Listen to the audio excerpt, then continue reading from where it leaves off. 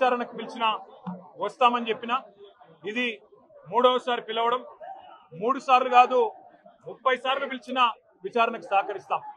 మా మీద కేసులు బనాయించి మమ్మల్ని ఇబ్బంది పెట్టి కమిషన్లు వేసి మమ్మల్ని ఏదో ఇబ్బంది పెట్టినంత మాత్రాన వేధించినంత మాత్రాన ప్రజల తరపున ప్రశ్నించడం బంద్ చేస్తామనుకుంటే అది కాంగ్రెస్ ప్రభుత్వం యొక్క అవివేకం అజ్ఞానం అవుతుంది తప్ప ఇంకోటి కానే కాదు. పెద్దలు కేసీఆర్ గారిని పెద్దలు హరీష్ రావు గారిని కాళేశ్వరం కమిషన్ ముందు కూర్చోబెట్టి మీరు పైశాచికానందం పొందొచ్చు. ఇవాళ ఏసీబీ ముందుకి విచారణకు పిలిపించి కొంత మానసికంగా రాక్షసానందం పొందుతూ ఉండవచ్చు. అవసరమైతే అరెస్ట్ కూడా చేస్తారు కావచ్చు.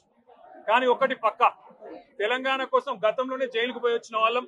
హైదరాబాద్ బ్రాండ్ ఇమేజ్ ను పెంచే ప్రయత్నంలో భాగంగా హైదరాబాద్ బ్రాండ్ ని కాపాడే క్రమంలో తీసుకున్న ఒక నిర్ణయం వల్ల మళ్ళీ జైలుకు పోవాల్సి వచ్చినా భయపడేది లేదు. ఒకసారి కాదు 100 సార్లు అయినా జైలుకు పోతాం, కానీ వదిలిపెట్టాం కాంగ్రెస్ ప్రభుత్వాన్ని, కాంగ్రెస్ పార్టీని. మీరిచ్చిన 420 హామీలు, మీరిచ్చిన దొంగ 6 గ్యారంటీలు, మీరిచ్చిన డిక్లరేషన్లు ఇవాళ మీరు లోకల్ బాడీ ఎన్నికలకు సిద్ధమవుతా ఉన్నారని చెప్పి వార్తలు వస్తా ఉన్నాయి.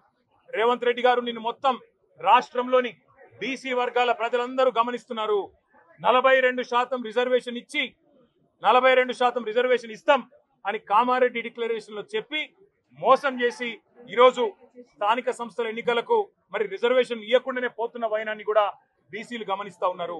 రైతు బంధు పేరిట ఎలక్షన్ బంధుగా మార్చి ఎలక్షన్లు వచ్చినప్పుడు మాత్రమే రైతు బంధు వేస్తున్న విషయాన్ని రైతులు గమనిస్తున్నారు.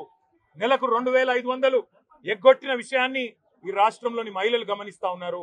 2 లక్షల ఉద్యోగాలని చెప్పి నువ్వు చేసిన మోసాన్ని ఈరోజు రాష్ట్రంలోని యువత గమనించింది. కాబట్టే నీ దగ్గర చెప్పుకోవడానికి సమాధానం లేదు, చెప్పుకునేందుకు ఏమీ లేదు.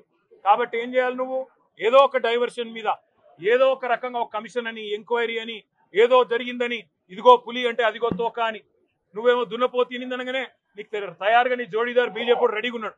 నువ్వు దున్నపోతు తినిందనగానే వాడు దుడ్డం కట్టేయని వాడికి వస్తాడు. మీ ఇద్దరి దొంగ భాగవతం, మీ ఇద్దరి దొంగ నాటకాలు తెలంగాణ ప్రజలకు అర్థమైనాయి.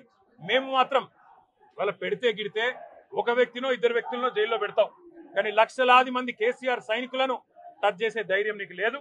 తెలంగాణ ప్రజలకు రక్షణ కవచం లాగా ఆనాడు ఉన్నది టీఆర్ఎస్ఏ, ఈ రోజు ఉండేది బీఆర్ఎస్ఏ, రేపటికి కూడా స్వీయ రాజకీయ అస్తిత్వమే శ్రీరామ రక్ష అనే విధంగా ముందుకు పోతాం. నువ్వు ఒక్కసారి కాదు 100 సార్లు పిలిచినా వస్తా, 100 సార్లు నిజమే చెప్తా. నువ్వు లై డిటెక్టర్ పరీక్షకు నీకు దమ్ముంటే నువ్వు మగాడివైతే రా, రాష్ట్ర ప్రజలందరూ చూస్తుండగా లై డిటెక్టర్ కూడా రెడీ. నువ్వు ఒక కేసు కాదు ఇంకో 1000 కేసులు పెట్టినా మేము ప్రశ్నించడం బంద్ చేయం, కొట్లాడడం బంద్ చేయం, తెలంగాణ ప్రజల తరపున నిలదీయడం బంద్ చేయం. నువ్వు వేధింపులతో కేసులతో ఏదో సాధిస్తాననుకుంటే నువ్వు సాధించేదేమీ లేదు. అన్నిటికీ తెగించే కొట్లాటకు ముందుకు వచ్చినాం, తప్పకుండా అన్ని ఎదుర్కొంటామని చెప్పి మీ అందరికి తెలియజేస్తున్నాం.